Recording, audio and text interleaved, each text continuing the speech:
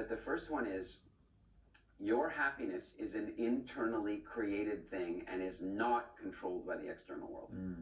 And I remember saying this to him, because one day he goes, Dad, you're making me angry.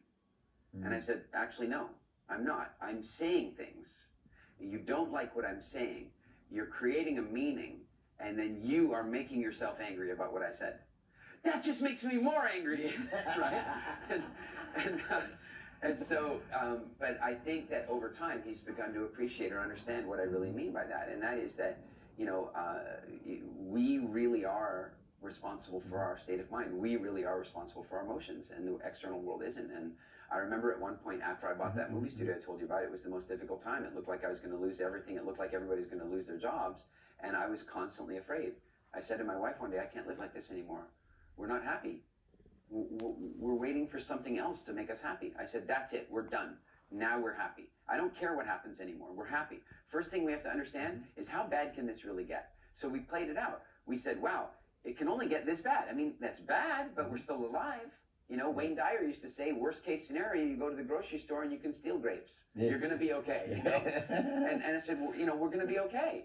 And then from there, I said, that's it, let's be happy. Well, we decided, we made a decision, and we started being happy. We started laughing and playing, and you know, about 6 weeks later, we landed a contract to do Pirates of the Caribbean, and then we landed a contract to do Elysium, we landed another contract to do, I think it was Iron Man 2. And you know what's fascinating about all that? What I'm so grateful for is that we found happiness before the movie contracts. Because if we had been depressed or upset or worried and then the movie contracts came in, then the contracts would have come in and be like, yeah, now we can be happy. No, because then your happiness is always going to be controlled by somebody else. So that would be the first thing I'd want to teach to any 20-year-old at this point. And then the second thing is, which is quite related, is that live each day without all the fear. Like, there's this really beautiful movie, I can't think of the name of it now. It had Bill Nighy in it, and the idea of the movie was that the men in the movie had a genetic ability to travel through time. It was like it was more of a romantic comedy, but with a little bit of this time travel twist to it. But there was a really important moment in the movie where he says, you know, what I do is I go back and I live the day, and I see that I survived, and then I go back and live the day properly, without the fear, without the anxiety. It's a strong one. I think that's a very important thing. You know, we walk around with all this social anxiety and economic anxiety and health anxiety and government anxiety. And what if instead you just woke up in the morning and said, hey, I have faith? And I don't mean faith in some spirit in the sky. If people can have that faith, that's fine too. Absolutely. But I think every major religion in the world talks about faith.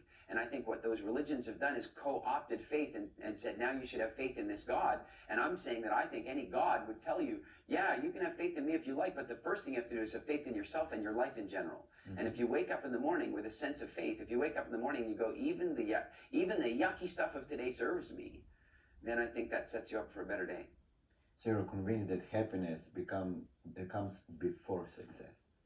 I think happiness becomes, I mean, look, success without happiness is not success. Not success. I think there was something I wrote in a magazine I used to publish many years ago, and one day I saw it circulating around the internet. It was like, it was my definition of success, and it was like I think the way I defined it was that I think success is most easily measured by the number of days that you're truly happy. It's not the car you drive, it's not the money you have, it's not anything else. It's if you have two people and one is broke and the other one's a billionaire, but the one who's broke is happy 300 days of the year and the other one is happy 10 days of the year, I'm going with the broke guy as the successful one. So I don't think it's that if you're happy, then you can be successful. I'd say if you're happy, then you are successful now.